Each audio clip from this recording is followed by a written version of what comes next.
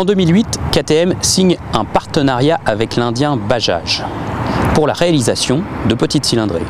Le vrai tournant pour KTM a été marqué par l'année 2011 avec la mise en production de la KTM Duke 125 qui a très vite connu le succès puisqu'elle était conforme à l'esprit de la marque, à savoir une 125 fun. Et la recette a plutôt bien fonctionné. Prenez par exemple sur ces 12 derniers mois, KTM Bajaj a produit 30 000 Duke 125, 200 et 390. Donc c'est plutôt un succès pour la marque autrichienne. Et en ce mois d'août 2014, nous essayons la RC 125, la petite sportive de chez KTM. D'un point de vue technique, la RC 125 reprend la base de la Duke 125, mais KTM a quand même pas mal travaillé sur sa moto. Ils sont même allés jusqu'à modifier le cadre, en fait, puisque l'angle de colonne de direction a été refermé. L'empattement aussi a changé, l'empattement est plus court par rapport à la Duke 125. Ils ont changé aussi le débattement de la suspension avant. L'hydraulique a été revue pour plus de fermeté, pour correspondre à l'utilisation sportive de cette moto. Bon, bah, KTM a fait quand même quelques efforts. Au niveau du design, les RC chez KTM, comme la RC 1190R, RC8R par exemple, ont toujours eu un look assez typé qui a fait beaucoup parler. Bah, c'est le cas encore avec la RC 125 et c'est vrai que le design de la partie avant est très particulier.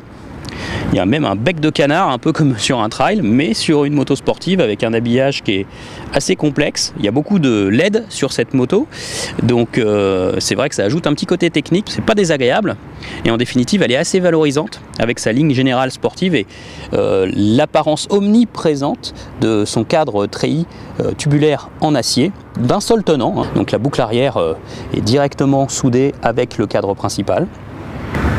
Au niveau du moteur, on retrouve un monocylindre 4 temps refroidi par eau et injection. Il dispose de 4 soupapes, il développe 15 chevaux, 1,2 déca-Nm et il dispose d'un système d'échappement assez complexe, assez tortueux et qui se termine sous le moteur pour abaisser le centre de gravité et qui prédispose déjà cette mécanique à Euro 4. Donc KTM a travaillé avec un temps d'avance. À l'arrière, on retrouve un bras oscillant en aluminium qui va travailler de concert avec un mono-amortisseur signé WP, partenaire de longue date de KTM, et puis des platines repose-pieds inédites et un freinage qui est estampillé Bibré pour By Brembo. En fait, c'est la filiale indienne de Brembo, avec un ABS monté en série, mais cet ABS sera déconnectable. Voilà, on va prendre un peu en main cette mini sportive et puis je vous en reparle juste après.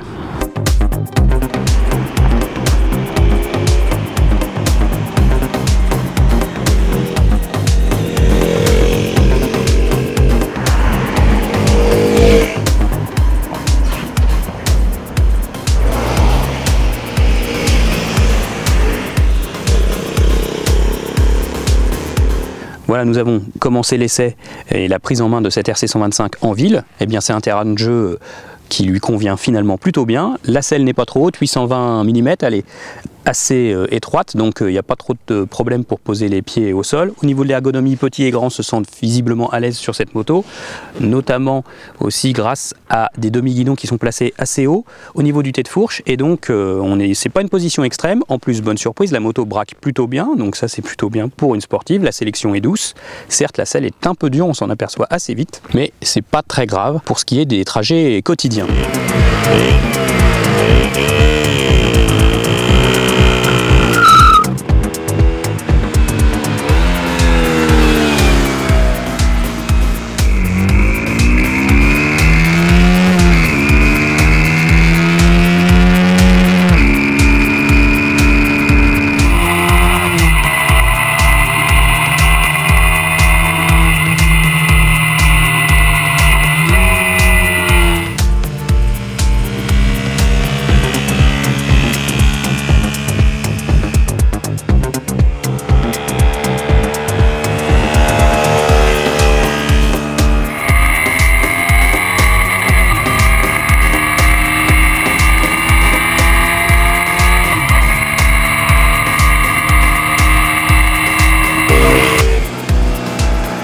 Sur la route, bon, la KTM fait ce qu'elle peut compte tenu de son moteur limité à 15 chevaux par construction. Donc les dépassements en côte ou sur voie rapide en 6e, c'est quand même un peu problématique, mais ça c'est valable pour toutes les 125.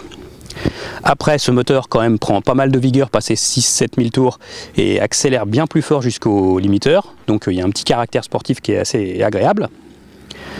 Et donc on se retrouve avec une moto qui donne envie d'hausser le ton sur route, donc c'est plutôt sympa. Les qualités dynamiques sportives sont là, en fait c'est un châssis qui est assez précis, hein. On dessine bien les virages, on place bien la moto où on veut, même si c'est vrai que KTM a finalement fait une moto assez agile, un empattement court, un angle de chasse assez fermé, donc on se retrouve avec une moto qui parfois à haute vitesse dans les grandes courbes manque un petit peu de stabilité, ou alors peut présenter des petits mouvements de direction sur les chocs en virage par exemple. Néanmoins, elle reste saine parce que les suspensions absorbent bien toutes les inégalités du revêtement, donc il y a quand même de la sécurité. C'est pareil pour le freinage, montée de série avec l'ABS, là on a une bonne sécurité au freinage. Voilà, en définitive, ça fait une moto sportive d'entrée de gamme chez KTM, mais on a déjà de belles qualités et il y a comme un goût de reviens-y, notamment pour rouler sur le sec, parce que nous avons fait une grande partie de cet essai quand même sur le mouillé. Elle arrivera en septembre dans les concessions KTM et sous peu, nous allons essayer une moto qui constitue un peu sa grande sœur, la KTM RC 390, qui devrait être bien plus dynamique grâce à un moteur plus performant. Voilà, si vous voulez en apprendre plus sur cette RC 125, je vous invite à lire l'essai complet sur motostation.com. Et puis je vous dis à très bientôt.